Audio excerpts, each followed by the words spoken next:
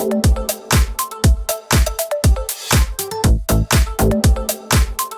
everyone, welcome back to the movie studio, and today I'm here to review the finale of The Summer I Turned Pretty. Not just the season finale, it is the series finale, the end of the show.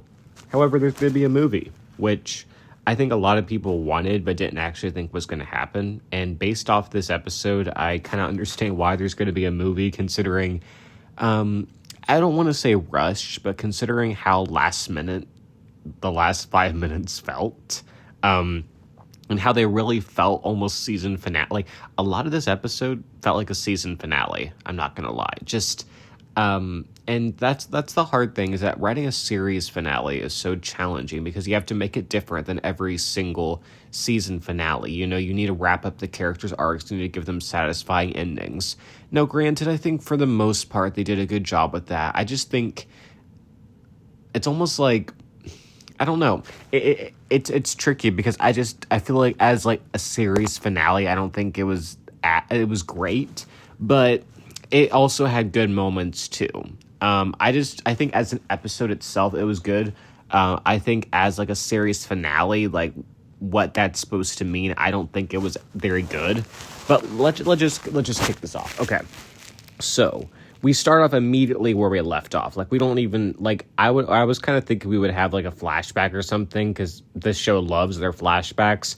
I was like, they're almost certainly going to start with a flashback, with, like, a Bonrad flashback. I thought it would be the Valentine's Day flashback, and then we cut into reality. They start right in reality, and we see her wait on her doorstep, and then she pulls up with Benito, and she has her new bob, and I gotta say, she looks great with it.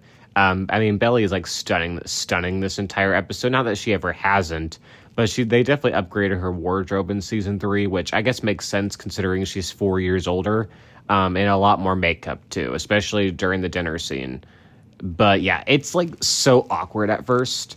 You can tell that like obviously she didn't expect this at all.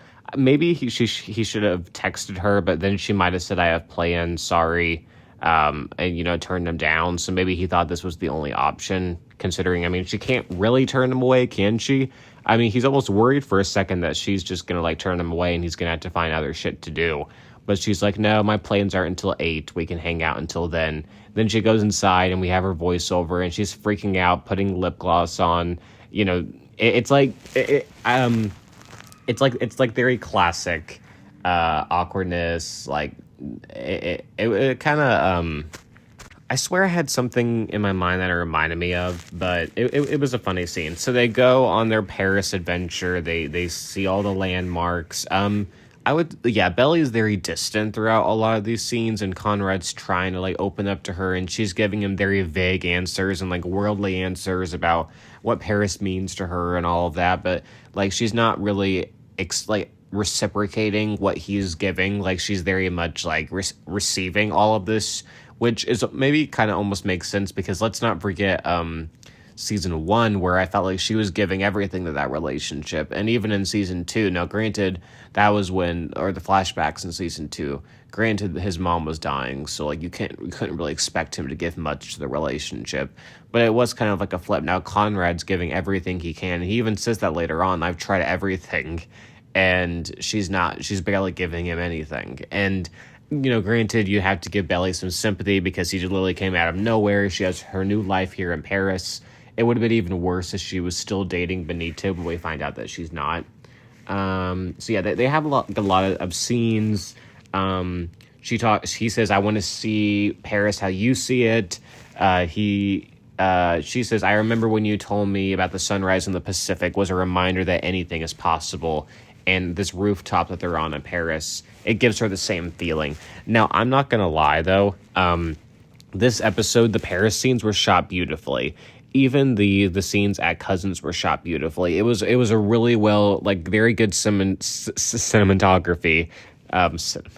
But it was like those Paris scenes, especially on the rooftop, it was just gorgeous. And I'm very happy about that. That was one of my favorite parts of this entire episode. I feel like they didn't really show us these things in the last 2 episodes. I mean, I know they show us like a lot of like sight scenery. I just feel like because of the moments, like because of how more important they were, we got to appreciate the backdrop more. I think that was kind of the point too, is that they kind of wanted to save those big shots for the finale because they were gorgeous, especially like when he runs down to get into like the fountain, and like that's like a gorgeous shot right there. And when they're on the rooftop, perfect.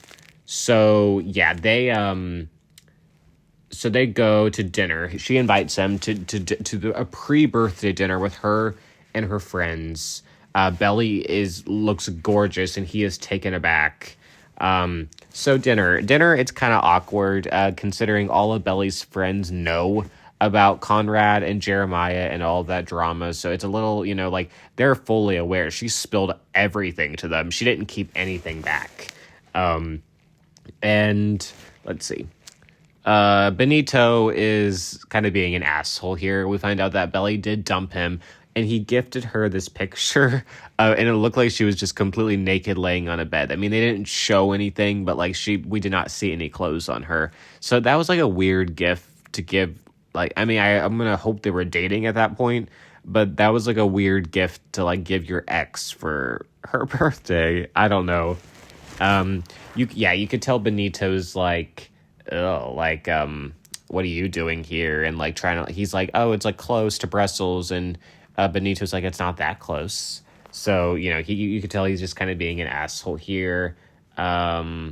And he says, you're kind of like the villain of the story. And Belly says, if anything, I'm the villain. And then Conrad gives her a look like, no, you're not. Now, I thought it was interesting that after 3 seasons in the series finale, we have Belly admitting herself that she's the villain, when I feel like every fan, almost every fan can agree that Belly is kind of the villain in this story, because of just how they set up her character to probably be one of the most irritating central characters in a love triangle in like TV show history.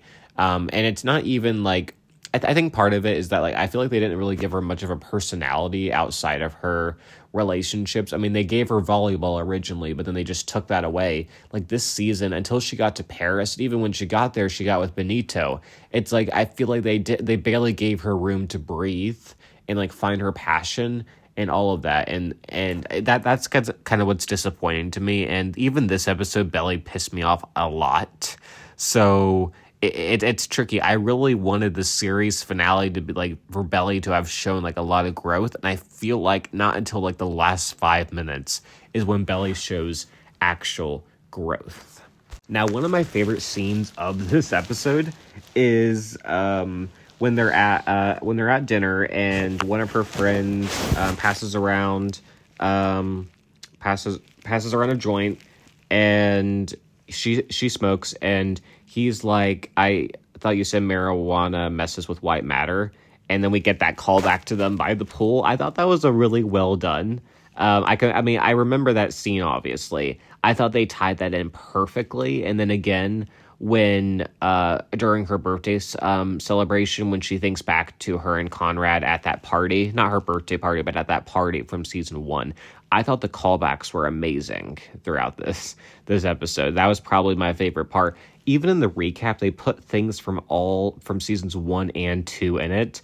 And someone who was watching in my watch party group was like, oh, I don't remember that. Basically because their first episode was literally episode 7, because that's the week we moved into school and we started the watch parties. They hadn't watched the show before, and they haven't watched the new the old episodes.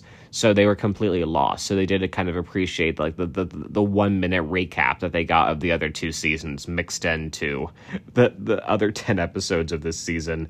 But yeah, and she says, do you memorize every single thing I've said? And he says, yes.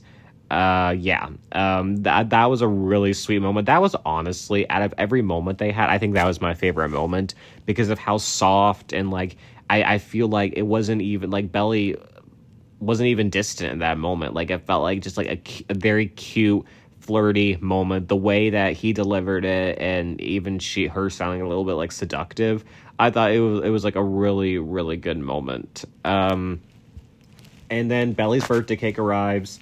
And then she says she said she wished for him every year. She says that to him later. We obviously know that's what she's thinking. And now she's like, yep, I'm finally getting my wish after these 22 years. Because you think about it, we did celebrate her 21st birthday, and I don't think she didn't see Conrad that day. She didn't see him until the next day. And then the last birthday before that would have been, she didn't celebrate her birthday in season 2. So yeah, it would have been season 1 at that, yeah. When she was dating Cam Cameron. That sounds like a different lifetime. So like, really, yeah, this is really the first time they're actually spending time together like this on her birthday. It's crazy. And then, so yeah, after dinner, he asks, should I call you Isabel now? And she says no. And he talks about how he originally thought that she came out to Paris to hide in exile because she blamed herself, because he kind of did the same thing by moving to California. But now he understands that she's built something real here and that he's glad he's gotten to see this version of her life. Belly says, you're not wrong. I did kind of try to hide from myself because I feel like I'm the villain who broke your family. Conrad says, we all broke it and it wasn't on you to keep the family together. I mean, yes, Belly holds blame for sure, but he does have the point. They all fucked up in different ways. And at the end of the day, it's such a messy family, but they are family and they are going to be okay. They're going to have their setbacks, but Susanna, as extreme as her promises may be and how they actually like are kind of messed up, her biggest promise was for like the family to stay intact, and I think that's like the only promise they really need to like give to her. They don't need to promise her, oh, I'll marry one of your sons. That's a stupid promise. The ultimate promise is like, just stay together, guys. Like never let anything come between you to where like the family's broken, because this is so important to me. That's what she would have wanted. So I did think it was kind of weird when Conrad brought up that Jeremiah knows that he's here. I don't think that was really necessary. I mean, maybe that was one last thing to like end the love triangle, because like that whole thing, because the love triangle was only really brought up during the dinner scene with Belly and her friends. That was like the only time this episode like this. So then maybe they wanted to like close it off. Maybe he wanted to see if she reacted at all, and she clearly didn't react. But it's nice to see that Jer reacted fine when Conrad called him from the airport. So, okay. So then they dance by they dance by the riverside. It's so beautiful, so beautifully shot. They talk about a lot of their things from their past. They talk about prom. They talk about when she said go to hell at Susanna's funeral. They address kind of everything that happened there, how immature they were and all of that. They talk about the letters and how she took so long to write him back. She says that she needed to move on. And then he asks, have you moved on? And then she kisses him. They make out. They head right back to, they kiss in the Uber. They kiss in the stairwell. And then it's like a good probably 3-4 minute sequence. And of course, Dress by Taylor Swift plays. This because we were like so surprised, because they did have that flashback sex scene in episode 5, but not gonna lie, I feel like that was nothing compared to this. Like, this was extreme. It was extreme. And someone said, I can't believe we're watching this in like the classroom, because we were in the classroom watching this, and like it feels wrong watching this. And it kind of did. I'm like, oh my God. Like, it got really, like, it lasted a while. It was pretty explicit, all things considered. Some of the shots were, oh my God. So, yeah. So, they fuck.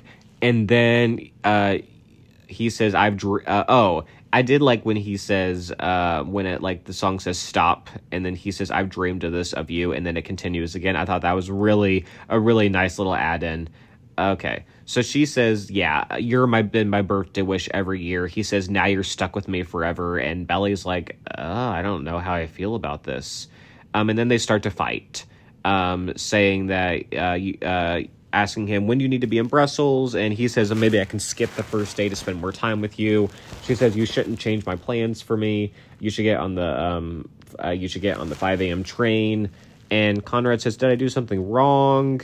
Belly says, what do you think's happening between us? Conrad says, I didn't have a plan, but I came to Paris because I loved you and I needed to know if you still loved me. Belly says, I've always loved you. That's the problem. Conrad's not sure why that's a problem, but she wonders, do they actually love each other or whether they were told to love each other by Susanna? That is her biggest worry, is whether this is true love or are they just trying to, it's Belly in particular just being like, okay, I have to like love you and marry you to fulfill Susanna's promise. Once again, I like Susanna a lot. She was a fun character. In many ways, I like her more than Laurel because Laurel has kind of pissed me off at times. But Susanna's promises have got to be like one of the most morally wrong parts of this show, because on paper they're fine, but the fact that they affected Belly so much and have driven so much of her wishy-washiness and how how she's treated both boys, how both boys have treated her, all of like not even pressure, just what Susanna put on them, I think should have been addressed, and I don't know who it would have been addressed by, considering they don't want to paint a negative light on her, considering, she's dead, and she was such, like, the sunshine to this show, that I feel like has kind of been gone since she died, and I think that's kind of the point, but, I don't, it wasn't really necessary, right? It wasn't really necessary to like, blame Susanna, because, she's not at fault for what stuff that all three of them have done, so, okay. Belly says, we got together right after your mom revealed she had cancer, and then we broke up in the midst of that, and it felt like their entire relationship revolved around Susanna's death, and that Susanna saying that she, asking to make this promise and all the promise and all that bullshit is the only reason why they love each other and why they're together right now. Conrad's upset. He says, I've tried everything to not love her, and for Jer, for not dragging you down in my grief. Like there were so many reasons, and he couldn't, and he's changed everything about himself, and the one thing that he hasn't changed is that he loves her. And that's true. He's changed everything about himself. He is a completely different character than he was in season 1 and even season 2. He's grown so much, and Belly's just not grown enough. So he leaves. Belly, let's see, her mom sends her a message of her as a kid, and she realizes that little girl wasn't all bad, and that girl deserves a happy ending. She sees Junior Mint, so then of course she runs after Conrad out in the woods, plays Fire Song. I love both of the songs in this episode. They were so nicely fit. So yeah, we have Belly running. She takes a cab to the train station. She boards, and yeah, she asks, is this seat taken? And she says, I choose you of my own free will, and I choose you in every universe. And they say they love each other, and they kiss. So they're finally together at last. It's been a long time coming, guys. Bond Rats have been waiting 3 seasons for their end game, and they finally got it. And I'm sure they were freaking the hell out of that moment. It was a really well done thing. Am I kind of upset that they took so long in the episode to do it? Yeah, I am. I think they could have gotten it done way sooner, but they had a lot to talk about. They had a lot to address. They did finally address some stuff. I just think I almost kind of wish they hooked up earlier in the episode, and then they had talked about it, and then they reunited, and then we just got more of them actually together, instead of, I feel like a lot of the earlier scenes with the awkwardness and the silence as they walk next to each other. I think a lot of that could have been cut, and we could have spent more time. But I understand they probably were for dramatic effect, let's push it all to the last 5 minutes and keep fans guessing as to who Belly is going to end up with. I mean, as if anyone thought that she would have changed her mind. I think I saw someone saying after Conrad left, they almost thought maybe Belly's going to change her mind and pick Jer, and that's going to be the cliffhanger. I'm like, that is actually crazy. If that would have happened, the entire fandom, except those jelly shippers, would have they would have quit. They would have boycotted. Jenny Han would have gotten so much hate. It would not have been good. And then I don't even know whether there would have been a movie or not. But though she runs after him, and we get their end game there. So let's move on to a few other plot lines. So, Jeremiah is hosting an event. He's become a local chef. I gotta say, though, the cook thing fits him pretty nice. All things considered, I think it's a good job for him. So yeah, he's hosting a private dinner. The venue falls through, so Denise says, use the beach house. Denise and Jer are still roommates. Her and Steven have gotten their little business up off the ground. They're above ground now, but they had to move to San Francisco in order to cash on it. So Jeremiah's kind of upset, but he's also so happy for her. And that's the one thing with Jer, is that when people are genuinely happy and they get, we saw it when Belly said she got the opportunity to go to Paris, he was very supportive to her. And he's very supportive to Denise here when she says, I'm going to San Francisco for this. That's that is the one thing with him. He's very supportive of people with their dreams. He always has been. He hasn't judged people for it. That has been his thing. He's there. So I think that's something to give him credit for. He says, I'm not good at being alone. She tells him, you can't let the past haunt you, and that this house is worth so much more than, your brother and your ex. You can't let them ruin it for you. This is such a nice house. This has a pool, for God's sake. And then Jer kisses Denise, and yeah, so I'm kind of mixed. I don't really know exactly how I feel about them, but they're cute. They're cute, but it does feel a little rushed. Let's just throw it into the last 2 episodes, and they do have way more chemistry than him and Belly ever did. I do feel like Denise has become a completely different character. I feel like considering how harsh she was to Steven and how she even treated Jeremiah when he joined the business. She was not great to either of them, but especially him. So I do feel like she's done a complete 180, and of course, she finds him hot.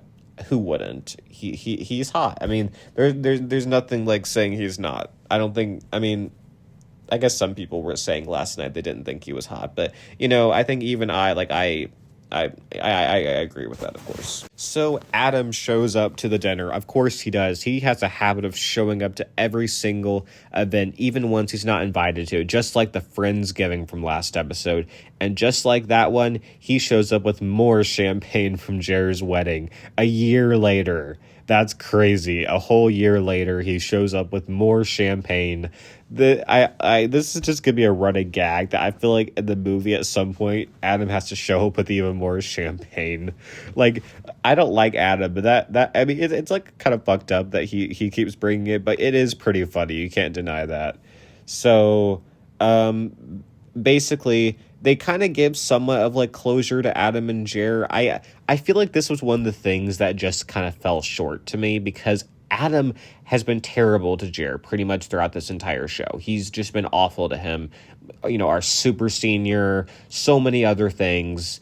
And now he's like, I'm proud of you. I'm proud of what you've done here. And maybe I should have told you I was proud of you before. Yeah, no shit, Sherlock. You're his father. Parents are supposed to tell their kids how proud they are of them. That's all part of being a parent and loving your child.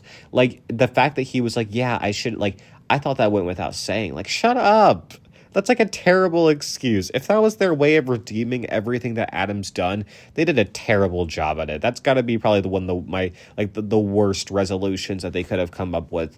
I know. I mean, they had to redeem Adam in some way, right? But that was a terrible way to do it. Of course, of course you're supposed to tell your son you're proud of him. Why should he have just to assume, especially when you treat him like the opposite? It just makes zero sense. Okay, so let's see. One quick thing, are Laurel and John together? I'm so confused, because John says he's not seeing anyone at the dinner. So, I don't know. It's like, were they hiding their relationship? But then she, I'm going to assume that they're not together. But then what was the point of them getting back together, or whatever they were, whether they were official or not? That makes zero sense to me. Yeah. It would have been kind of cool, and I still think at the very end they should have shown the entire family reunited. I just think they should have. Because I'll talk about kind of what my biggest complaint was of the finale in a minute, once I'm kind of done with a few of the other things. I think it would have been cool if they showed Laurel with Cleveland at the end, because I know a lot of people love them together, and I think, I don't know, I think the whole thing with John, considering they didn't even end up together, was just a waste of time, and it's not like they even took up that much screen time. It was just like there was no point in having them get back together. Like, no point. And I mean, even if they ended up together, I still think it was kind of like a stupid plot line to begin with. Like, if they couldn't get Cleveland back, then just have Laurel be single. She doesn't have to be with anyone. Her storyline's a lot smaller than everyone else's. So, but yeah, I think maybe they're saving Cleveland for the movie. Maybe I saw someone saying love triangle between Laurel, Lucinda, and Cleveland in the movie. That would be hilarious. That I would actually that would give me some laughs. I would like that. Okay. So let's talk Staylor real quick. So, Steven hasn't told Taylor that him and Denise are moving to San Francisco. Taylor overhears Denise talking to Jer. So there's this really funny scene where Steven and Taylor are arguing in the kitchen about it, and Jerry's in the middle, and he tells them to get the hell out of my kitchen. That was funny. And Steven says, I don't want to ask you to give up anything for me, because I've watched you sacrifice for your mom, and I don't want to be the person that holds you back. And she says, you're not going to hold me back. And she says, I want to move to California, but I'm moving with you, not for you. That was great. And I loved Everywhere Everything playing when they kissed. Yeah. I think they did a good job with Staylor. I think the whole cheating shit at the beginning of the season, I didn't love that, but everything else though, that I think Staylor has had a good run. So I'm happy for them. So yeah, at the very final thing we see is before we see Belly and Conrad return home, we see everyone celebrating at the private event. We see Adam, Laurel, John, and then Denise, Jer, Steven, and Taylor. And there's clearly two people missing. It almost just doesn't feel right that they're all celebrating without Belly and Conrad. With 1 year later, she didn't return home that summer, so we assume she's been gone for 2 whole years. It's possible she came home for holidays. I'm gonna hope so, because if she didn't, that's low-key messed up. I guess Conrad did the same thing though for 4 years, so it's hard to say. Okay.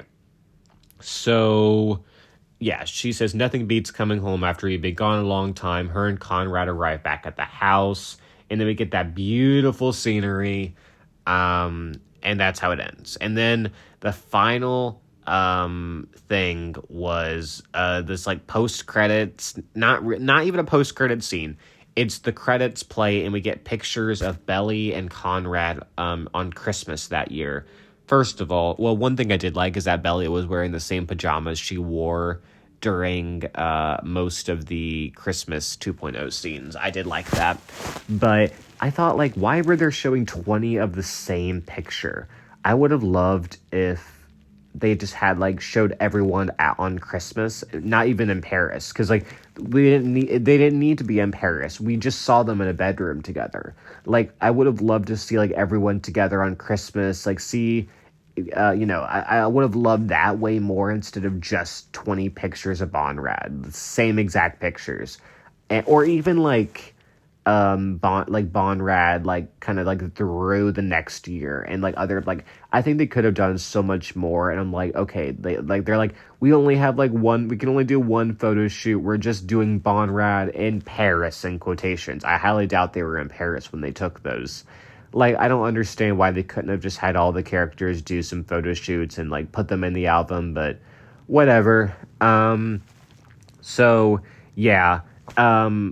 It was just, yeah. I think my biggest issue with the finale, besides how much Belly pissed me off during it and how much they dragged out the Belly and Conrad reunion to the last 5 minutes, I mean, I wasn't even expecting that. I was thinking, like, halfway through they would get back together, but they dragged that shit out. But my biggest issue is that, like, they didn't have everyone back together at the end. Like, to me, this show, like, when I think this show, besides all of, like, the messy love triangle stuff, I think of it just, like, as, like, the entire family together, you know, hanging out on the back porch. And I guess we did see that, everyone besides Belly and Conrad. We saw that at Jer's thing.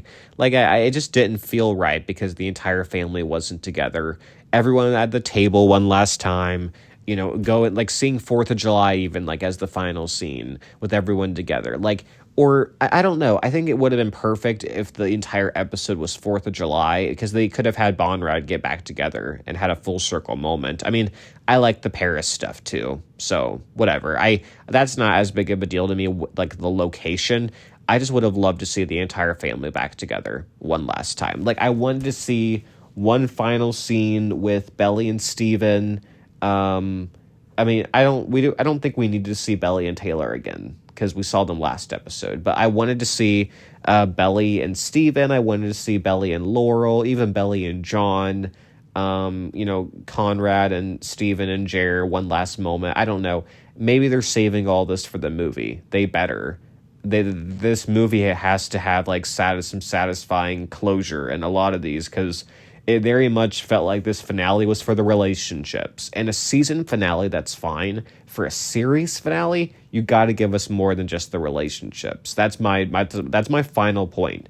This was too focused on the relationships and not enough about what the show is and who these characters are. So that's just me, though. And I think having Jared, Denise, as cute as they are, it felt like, okay, we're just pairing everyone off now. Like, just for the sake of it, the series finale, just pair everyone off, break up Laurel and John. I mean, maybe that was, like, their way of being like, okay, not everyone ended up together. You guys happy complainers out there about everyone ending up together. But yeah, so yeah, this show's over. It's so weird. It's so weird that this show's over. But it's like, now you're probably asking, now what are you going to do now? Now, The Summer I Turned Pretty was never, like, a consistent review of mine, considering I literally missed several episodes this season of reviewing. So you should know that by now, that it's not like I was dedicated to getting reviews out for that. I'm also in college. I'm literally in my dorm room bed right now recording this, so because I have some spare time. So, but basically what I'm about to go to, actually in an hour, a little over an hour at this point, is the Pete Buttigieg event. He's coming to speak at IU. So on Tuesday, I'm going to record a video talking about that. I'm looking forward to that. I'm really looking forward to this. I'm going to have some stuff to share. It's going to kind of be like a bonus episode. I don't know if I have, like, a picture of him. Maybe I'll put it in. We'll see. And then next Thursday, I'll be talking about the Walter Boys. And then every Tuesday and Thursday after that, until it's over, I'll be reviewing the episodes 2 at a time. So, yeah, expect, I think, October 7th is when the last podcast will be out for that. And then another announcement, I'm not going to be reviewing Heartland Season 18 on my channel. I'm going to be reviewing it over on Hallmarky's podcast. I'm joining as a co-host. And I know I've had Rachel on here before for something, for sure. I can't off the top of my head remember. Oh, I remember it. Me, her, and Ryan, her friend, my friend too, we did a fast food bonus episode. That was so much fun. Because, like, that's so out of the norm for them to do, especially her. Like, she literally reviews, like, rom-coms and Hallmark and, like, movies and all of that. So that was fun. I'm so glad. I that was so long ago too. It's kind of cool we've stayed in touch all these years. Because I've filled in for Heartland when she's needed me to. In fact, last season I did, but this season I'm joining as a co-host. So yeah, I won't be reviewing it on here. I'll be reviewing it on Hallmarky's podcast. So I'm really looking forward to that. So if you want to hear me talk about it and hear two other people talk about it too with me, I know I haven't done a podcast on here with another person for a long time. It's been since my When Calls the Heart with my mom and my Walking Dead with my dad. Even then, that's been so long ago. So, but yes, comment down below, what did you think of the finale? And also, what kind of stuff do you want me to review? Like, is there any show recommendations, book recommendations, movie recommendations? I'm down to hear them, because I do kind of want to. I think my channel is going to be changing a bit. Especially after I finish Walter Boys, it's going to be interesting to find completely fresh new material to review. But anyways, that's it, guys. Thanks everyone for listening, and I will see you next Tuesday. Bye, everyone.